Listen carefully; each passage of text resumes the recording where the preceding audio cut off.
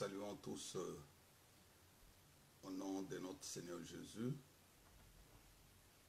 pour son amour, sa fidélité, sa bonté, surtout les souffles de vie qu'il nous accorde aujourd'hui afin de partager sa parole.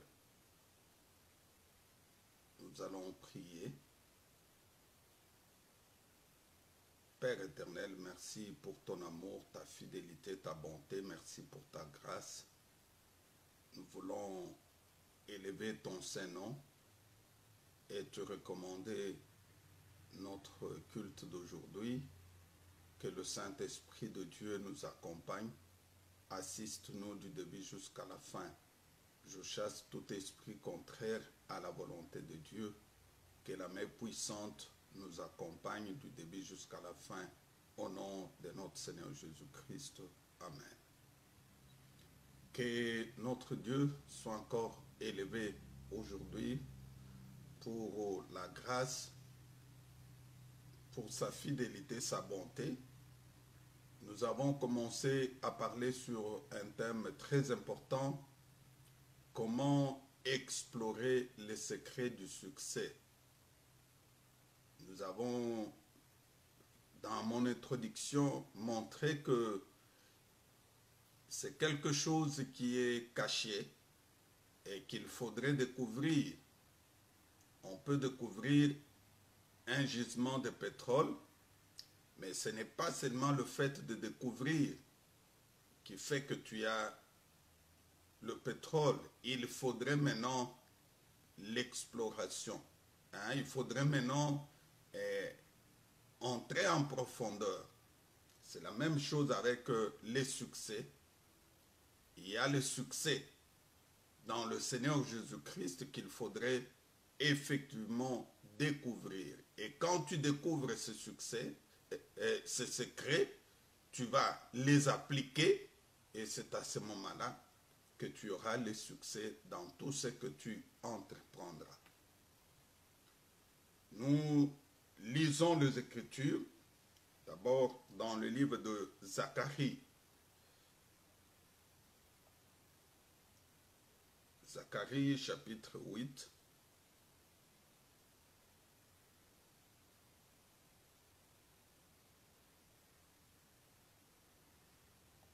Zacharie chapitre 8, verset 20 à 23.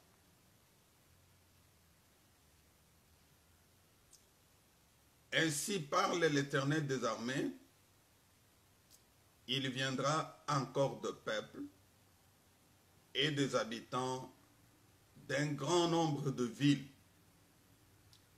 Les habitants d'une ville iront à l'autre en disant, allons implorer l'Éternel et chercher l'Éternel des armées.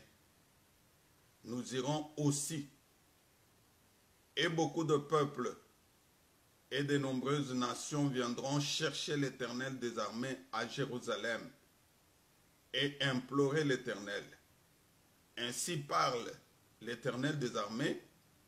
En ces jours-là, 10 hommes de toutes les langues des nations saisiront un juif par les pans de son vêtement et diront, nous irons avec toi, car nous avons appris que Dieu est avec vous. Le sous-thème d'aujourd'hui est intitulé « La place prophétique du succès ». Nous voulons montrer que le succès a été prophétisé. C'est quelque chose qui a été dit par le prophète. En parcourant l'Ancien Testament, nous trouvons qu'il y a deux catégories de prophètes. Il y a les prophètes mineurs et les prophètes majeurs. Les prophètes majeurs, ce sont de grands prophètes que le Seigneur avait beaucoup utilisés. C'est comme les prophètes Zacharie, Jérémie, Ésaïe et tant d'autres. Et il y a aussi des prophètes mineurs, tels que les Michée, les Amos. Ça, ce sont des prophètes mineurs, mais tous sont prophètes de Dieu. Les succès dans le Seigneur a été prophétisé depuis longtemps. Ici, le prophète Zacharie est en train de dire les paroles qui sortaient de sa bouche, qui venaient de la part de l'Éternel. Il dit, il viendra de peuples et des habitants de plusieurs villes. Les habitants d'une ville iront à l'autre en disant, allons implorer l'Éternel et chercher l'Éternel des armées. Et beaucoup de peuples et de nombreuses nations viendront chercher l'Éternel des armées à Jérusalem.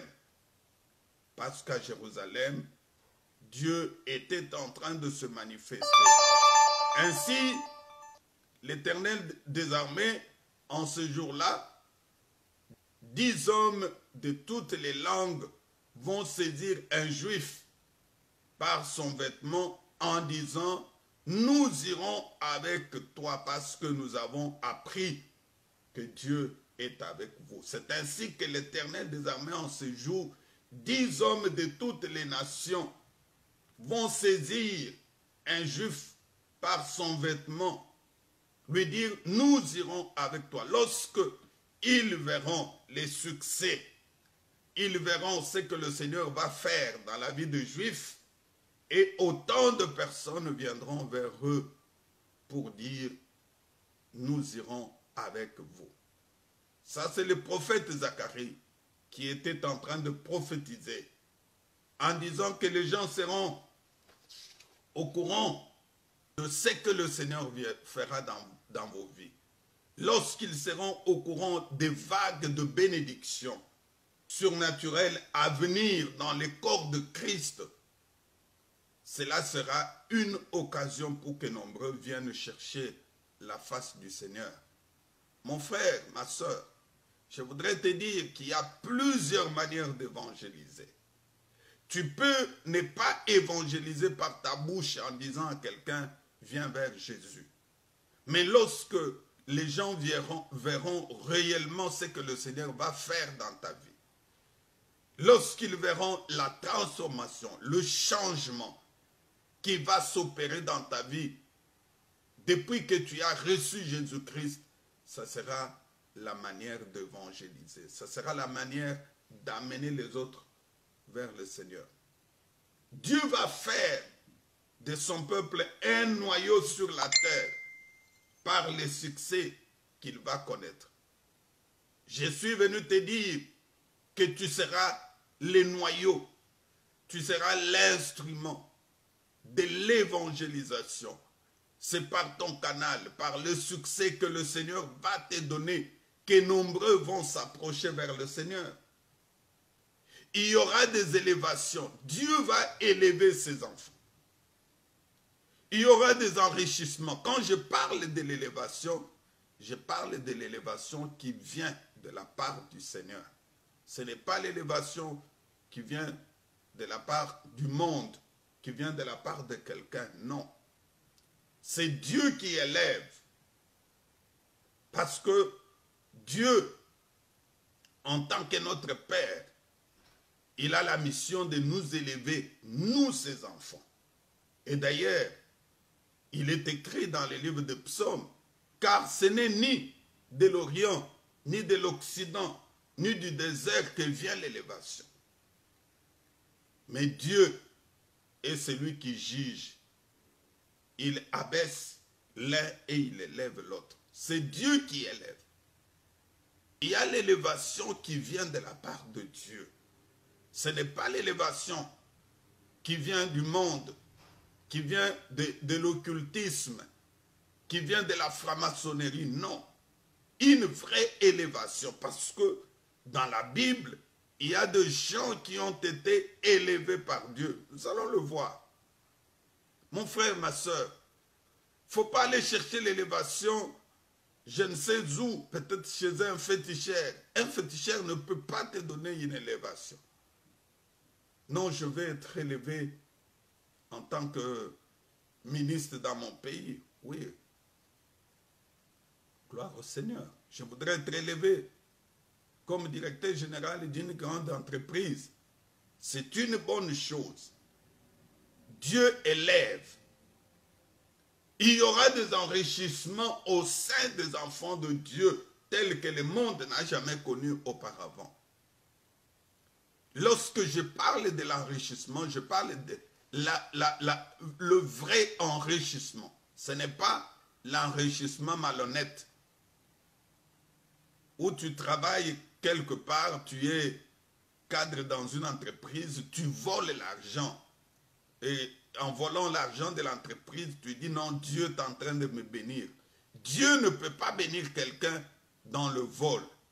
Dieu ne peut pas bénir quelqu'un dans la tricherie, dans la corruption, dans l'enrichissement illicite. Non.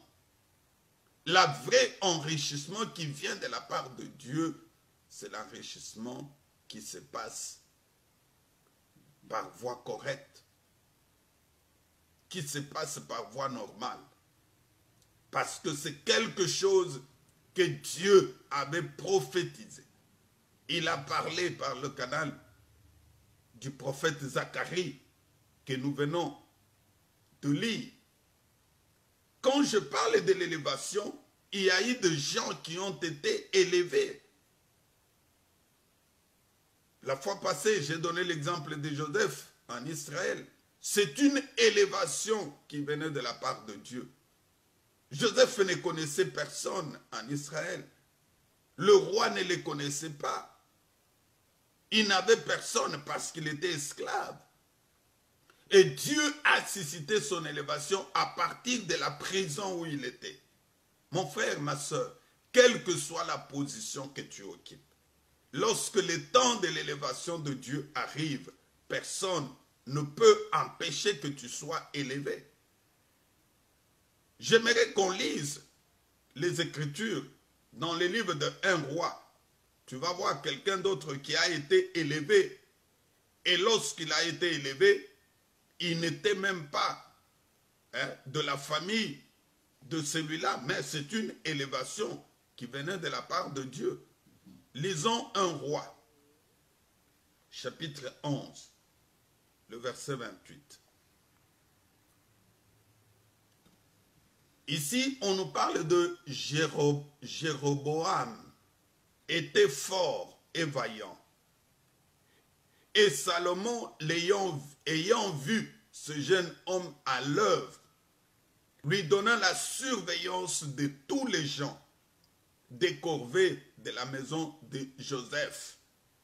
Dans ce temps-là, Jéroboam était sorti de Jérusalem et fut rencontré en chemin par un prophète Agira de Silo, revêtu d'un manteau neuf. Ils étaient tous deux seuls dans le champ.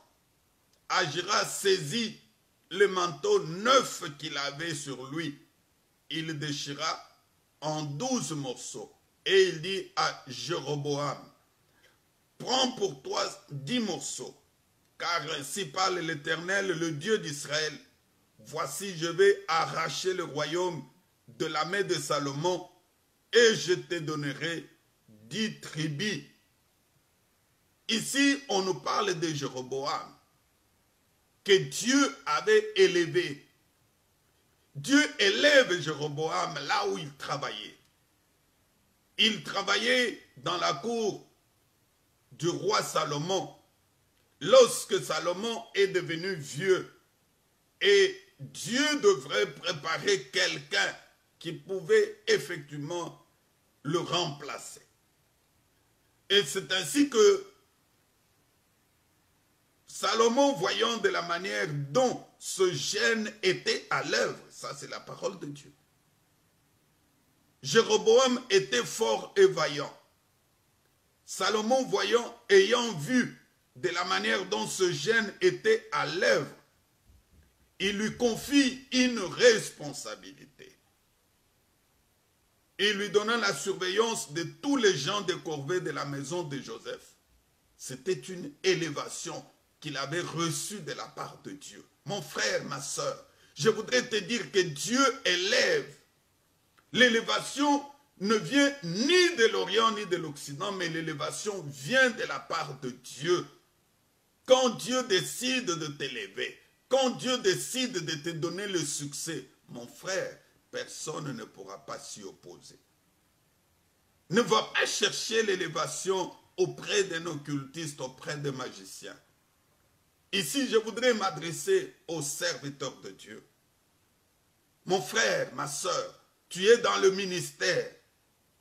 Il faudrait rester fidèle à Dieu, attendre le temps de ton élévation, attendre le temps de ton succès. Ce n'est pas par le fait que Dieu a élevé celui-ci, parce que le ministère de tel est devenu un ministère puissant, un ministère béni. Moi aussi, il faudrait que ça se fasse au même moment. Non.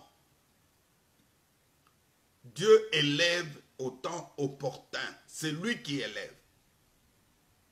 Jéroboam ne savait pas qu'il pouvait connaître l'élévation. Et voilà que Salomon lui confie la responsabilité.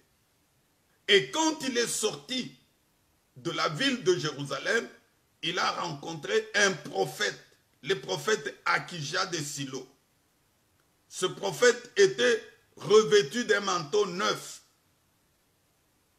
Ils étaient tous deux, lui et le prophète dans le champ. Dieu va permettre certaines circonstances pour qu'on puisse te parler de ton élévation. Et c'est ainsi que le prophète saisit ce manteau qui était tout neuf. Il le déchira en 10 morceaux. Il dit à Jéroboam, prends pour toi 10 morceaux. C'est ainsi que Dieu, le Dieu d'Israël, va arracher le pouvoir dans le main de Salomon et il va te donner 10 tribus. Il y avait 12 tribus. Et Dieu prophétise que Jéroboam, lui, va remplacer Salomon. Et c'est lui qui aura le pouvoir sur 10 tribus. Ça, c'est l'élévation qui vient de la part de Dieu. Pourquoi dois-tu aller consulter je ne sais qui parce que tu veux connaître l'élévation? Quand Dieu élève, il agit lui-même. Et ce n'est pas quelqu'un qui vient pour intervenir. Non, ne cherche pas les interventions auprès des hommes. Cherche l'intervention auprès de Dieu. Reste à genoux de prière. Dieu va t'élever.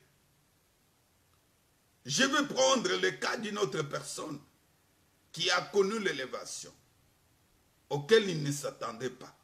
Esther chapitre 6 verset 11. Et Aman prit les vêtements et le cheval. Il revêtit Mardochée. Il les promena à cheval à travers la place de la ville. Et il cria devant lui. C'est ainsi que l'on fait à l'homme que le roi veut honorer. Oh bien-aimé, ici on nous parle de l'élévation de Mardochée. Qui fut Mardochée? Mardochée fut quelqu'un, un portier, quelqu'un qui se tenait à la porte. Mardochée n'était pas à l'intérieur de la maison royale, non, lui se tenait à la porte.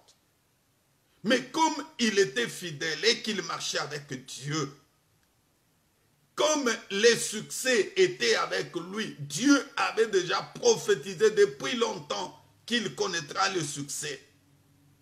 Dieu va permettre un jour que Mardochée puisse connaître l'élévation. La Bible dit, Aman, c'est lui qui cherchait autrefois sa mort. C'est lui qui fut la deuxième personnalité après le roi, va prendre le vêtement et le cheval pour revêtir Mardochée. Et après l'avoir fait, il le fait promener à travers, il était au-dessus du cheval. Il le fait promener à travers la place de la ville et il criait devant lui. Ça c'est Aman qui criait devant Mardochée. C'est ainsi que l'on fait à l'homme que le roi veut honorer. Mon frère, ma soeur, je suis venu te dire que Dieu va t'élever. Dieu va te donner le succès comme il avait donné à Mardochée. il va utiliser ton ennemi. C'est lui qui sera l'instrument par lequel Dieu va proclamer l'élévation dans ta vie. Reste fidèle à Dieu. Reste attaché à Dieu. Il ne faut pas chercher l'élévation ailleurs. Non, l'élévation se trouve dans le Seigneur. Quand tu marches avec Dieu, Dieu va t'élever. Dieu va se manifester dans ta vie. Et Dieu va agir. Zacharie avait prophétisé. Et la prophétie de Zacharie doit s'accomplir dans ta vie. Daniel chapitre 2, verset 48. Je suis en train de parler toujours sur l'élévation qui vient de la part de Dieu. Ainsi, le roi éleva Daniel et lui fit de nombreux et de riches présents. Il lui donna les commandements de toute la province de Babylone et l'établit chef suprême dans tout, de tous les sages de Babylone. Daniel pria le roi de remettre l'intendance de la province de Babylone à Shadrach, Meshach et Abednego. Et Daniel était à la cour du roi. Oh! Ici, on nous parle de l'élévation de Daniel. Comment Daniel fut élevé. La Bible dit qu'on lui a donné de nombreux et de riches présents. Il avait reçu beaucoup de cadeaux. Vous savez, quand Dieu élève quelqu'un, il se manifeste dans tous les aspects de sa vie. On lui a donné les commandements de la province de Babylone. C'est lui qui était devenu le commandant de la province de Babylone. Et Dieu l'a établi le chef suprême de tous les sages de Babylone. Je suis en train de dire à quelqu'un, Dieu va t'élever mon frère. Dieu va t'élever ma soeur. Dieu va t'élever mon bien-aimé. Et ton élévation ne viendra pas ni de ta famille. Ce n'est pas l'élévation que tu hériteras de tes parents. Non, une élévation qui viendra de la part de Dieu. Est-ce que le papa de Daniel était connu à Babylone? Non. Ses parents, ni ses grands-parents, n'ont jamais été à Babylone. Mais lui se retrouve à Babylone comme Dieu devrait accomplir sa prophétie. Oh, je suis en train de te dire, reçois ta prophétie aujourd'hui. Dieu va t'élever, ton élévation est là. Attache-toi au Seigneur seulement. Marche avec Dieu. Tu vivras la grandeur et tu vivras la gloire de Dieu. Et lorsque Daniel fut élevé, il a étendu son élévation même auprès de ses compagnons. Tu seras, non pas seulement la source de ta propre bénédiction, mais tu seras la source de bénédiction pour plusieurs personnes. Il va demander au roi pour qu'il remette l'intendance de la province à Shadrach, Meshach et Abednego. Ce qu'il avait demandé, c'est ce qui a été fait. Je t'annonce aujourd'hui que ton succès ne s'arrêtera pas seulement sur toi. Ce sera le succès pour plusieurs personnes. Ce que Dieu fera pour toi, tu seras la source de bénédiction de milliers de personnes. Parce que tu as un Dieu qui agit, tu as un Dieu qui opère, tu as un Dieu qui réalise de grandes choses. Tu as un Dieu, lorsqu'il décide d'agir, et personne ne peut l'empêcher d'agir. Daniel chapitre 5, verset 29. On parle toujours de Daniel. Aussitôt, Belchassar, c'est le roi, donna des ordres. Et l'on revêtu Daniel de pourpre. On lui mit au cou un collier d'or.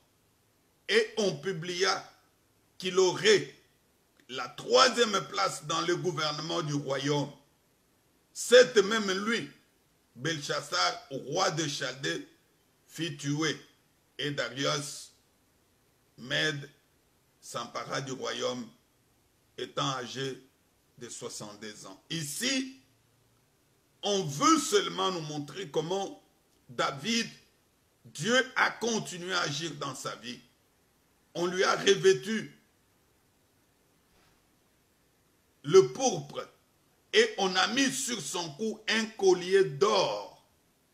Et Dieu l'a élevé encore. Cette fois-ci, non pas à Babylone, mais Dieu l'a élevé pour qu'il devienne troisième personnalité dans le royaume. Il était devenu la troisième personnalité. Dieu se manifestait dans la vie de Daniel. Et il s'est manifesté aussi dans la vie de ses compagnons. Daniel chapitre 3, verset 30. Ici, on nous montre comment Dieu a pu élever aussi les compagnons de Daniel. La Bible dit ceci. Après cela, le roi fit prospérer Daniel, Shadrach, Meshach et Abednego. Il fit prospérer Shadrach, Meshach et Abednego dans la province de Babylone. C'est comme je le disais, mon frère, tu seras une source de bénédiction, pas seulement pour toi, mais tu seras une source de bénédiction pour plusieurs personnes. Je suis en train de montrer les différentes personnes qui ont été élevées par Dieu pour te dire que l'élévation ne vient pas d'un homme. L'élévation vient de Dieu. Et quand Dieu élève, personne ne peut empêcher l'élévation qui vient de Dieu. Ici, nous lisons 2 Rois et 2 Samuel, chapitre 7, verset 8. La Bible dit,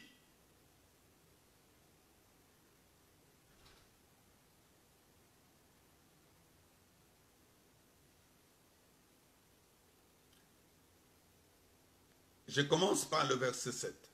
Partout où j'ai marché avec tous les enfants d'Israël, et je dis un mot à quelqu'un de la tribu à qui j'avais ordonné de paître mon peuple d'Israël, et je dis pourquoi ne me bâtissez-vous pas une maison de cendre?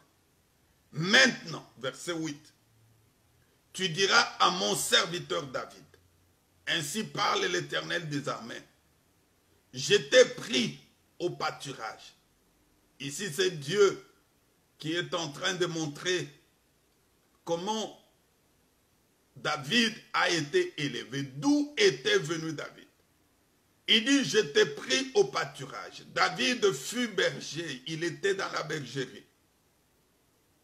Derrière le brebis, pour que tu fisses chef sur mon peuple, sur Israël.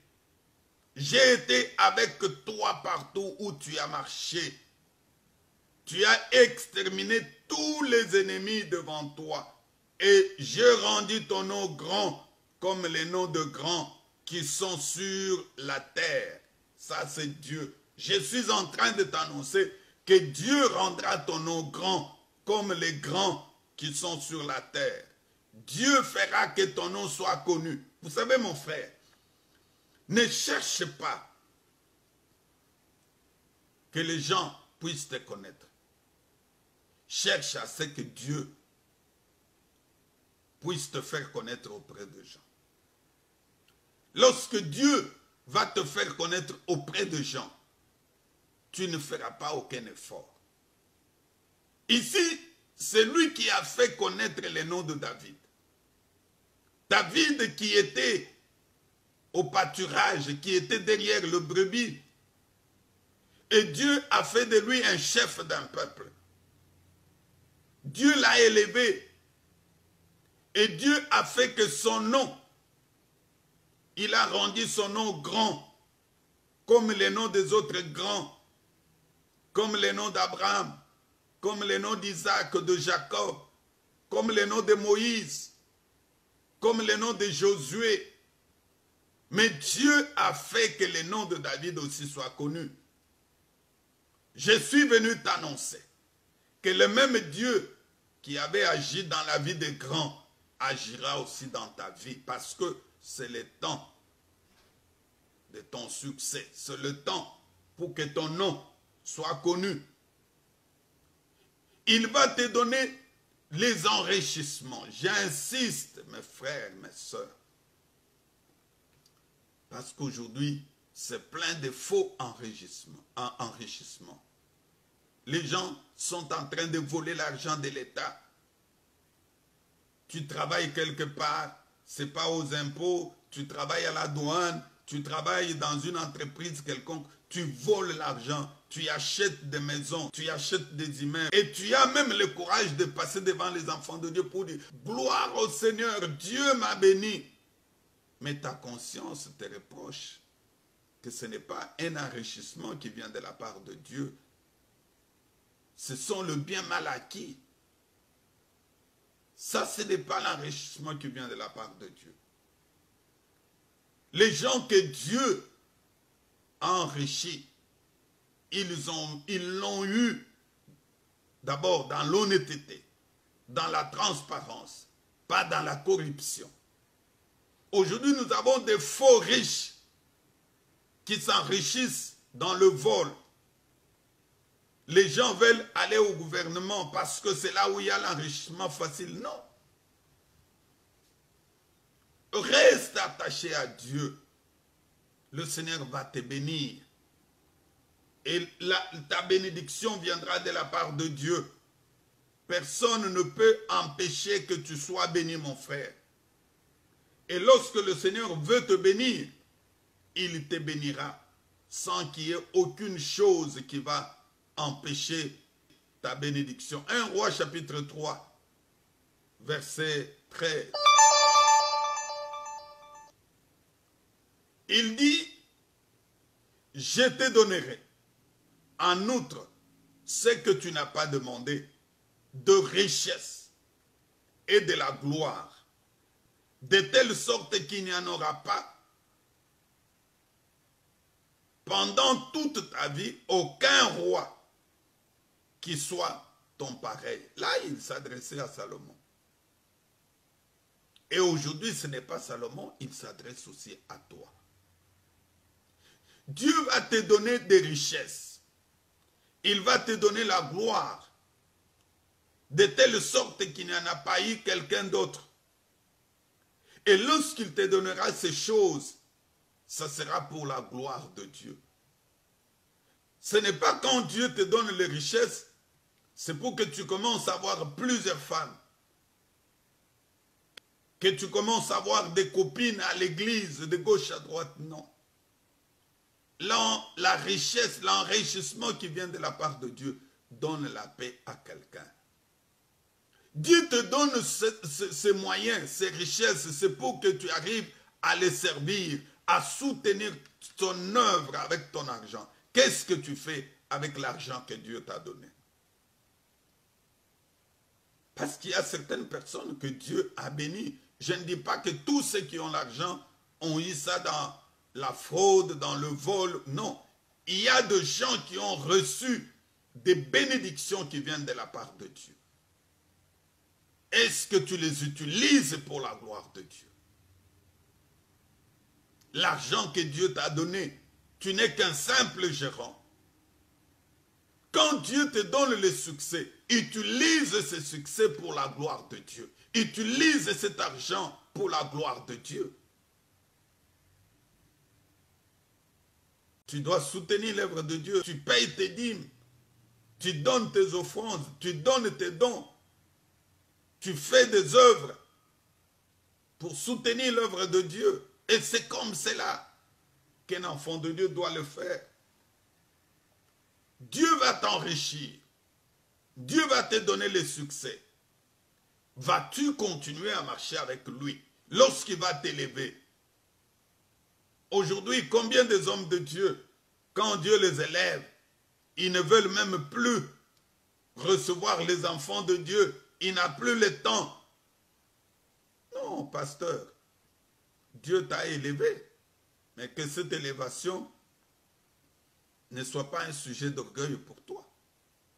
Proverbe chapitre 8, verset 18. avec moi sont la richesse et la gloire, le bien durable et la justice. Ça, c'est Dieu qui dit. Il va donner la richesse. La richesse, c'est pour nous les enfants de Dieu. Ce n'est pas pour les païens. Aujourd'hui, si il y a des païens qui sont bénis, oui, c'est vrai. Je ne dis pas que tous les païens qui ont des bénédictions, ça vient toujours du diable, non. Quand la pluie tombe, elle tombe sur les bonnes herbes et sur les mauvaises herbes. Mais ici, je voudrais plus parler de la bénédiction des enfants de Dieu. Parce que c'est nous les héritiers. Il dit, avec moi sont les richesses et la gloire. Dieu va te donner la richesse. Il y aura une multitude de bénédictions qui seront ramenées vers toi. Et lorsque les païens verront ces choses, nombreux auront besoin d'aller vers le Seigneur. Nombreux diront oui.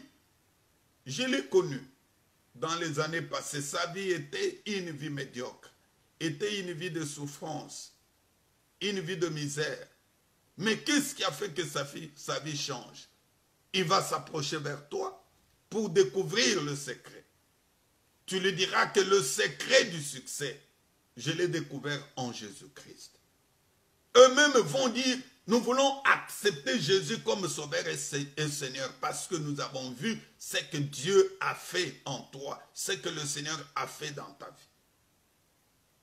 Je suis venu te dire aujourd'hui, mon frère, ma soeur, que tout doit changer dans ta vie. Ta vie ne doit pas rester la même comme auparavant. Non, ta vie doit changer. Nous sommes une génération née à une bonne saison où Dieu doit se manifester dans ta vie. Le succès sera le vêtement de saint de l'église de dernier jour.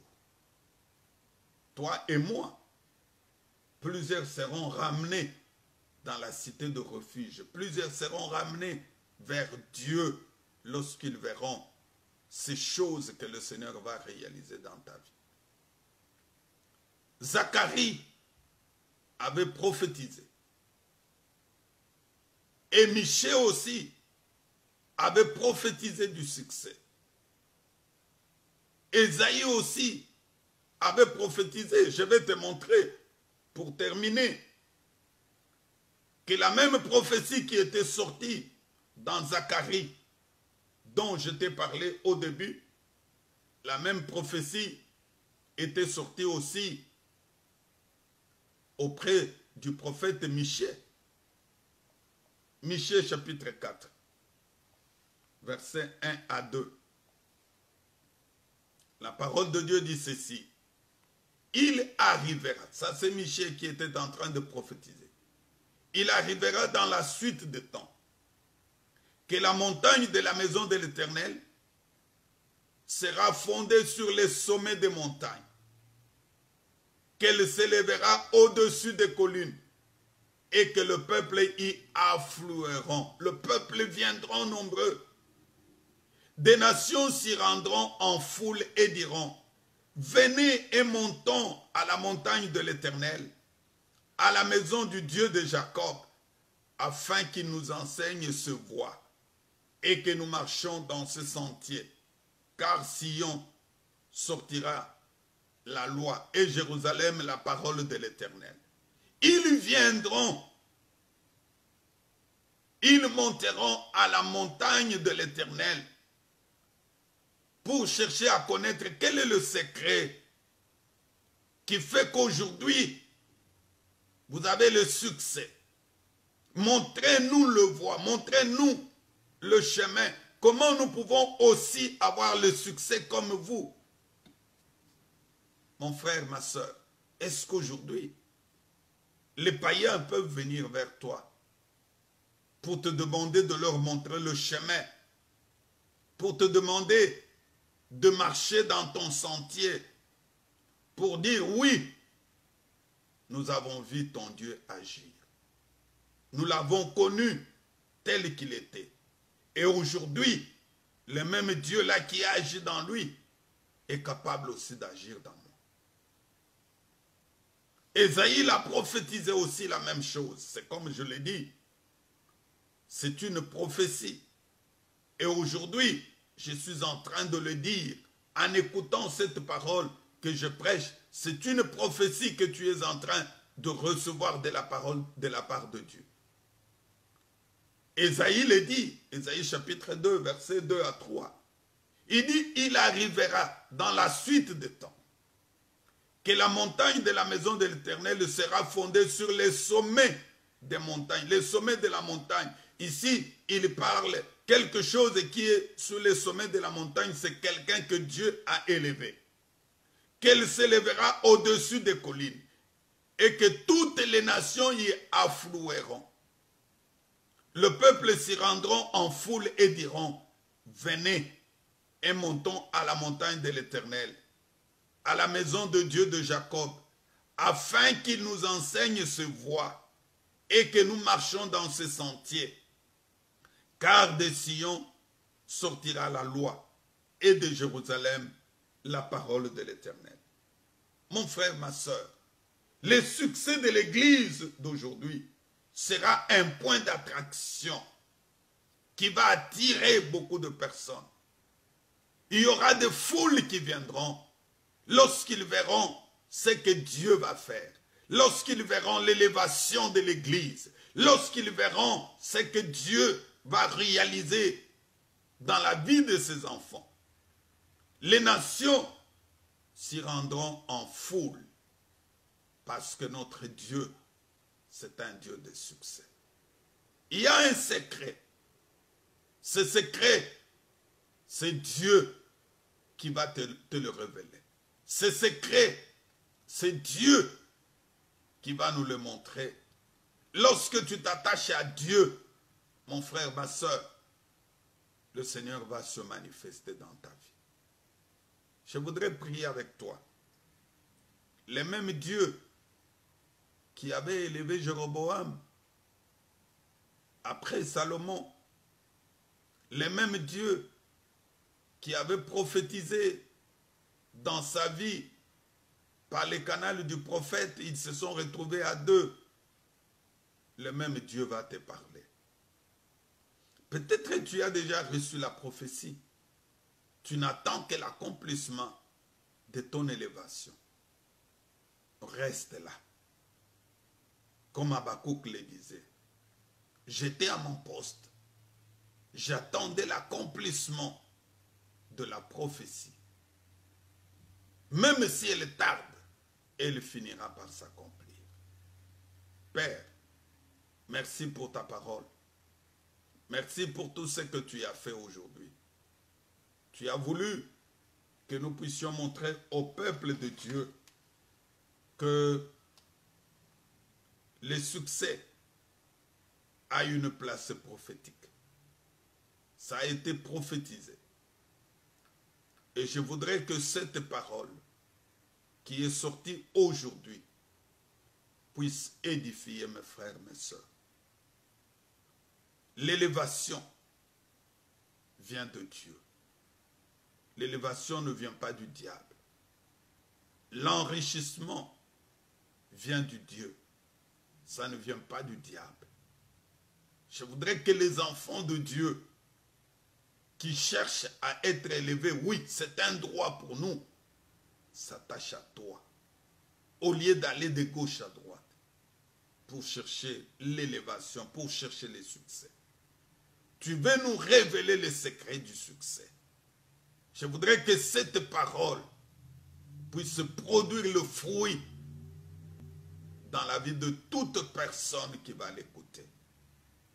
Si tu avais élevé Mardoché, tu es capable aussi d'élever mon frère, ma soeur. Si tu avais tiré David de là où il était berger, tu l'as élevé, tu as fait de lui un roi en Israël. Tu es capable de le faire aussi dans la vie d'une tierce personne. Merci Père, merci le roi de rois, merci le Dieu puissant. Que cette parole puisse avoir de l'impact dans la vie de chaque enfant de Dieu. Au nom de notre Seigneur Jésus-Christ. Amen. Que mon Dieu vous bénisse. Tu peux partager cet enseignement avec d'autres bien-aimés.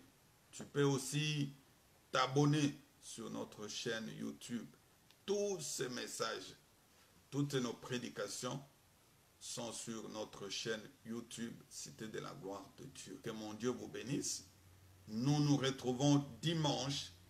Ça sera à 18 h, heure de Kinshasa. Que mon Dieu vous bénisse. Amen.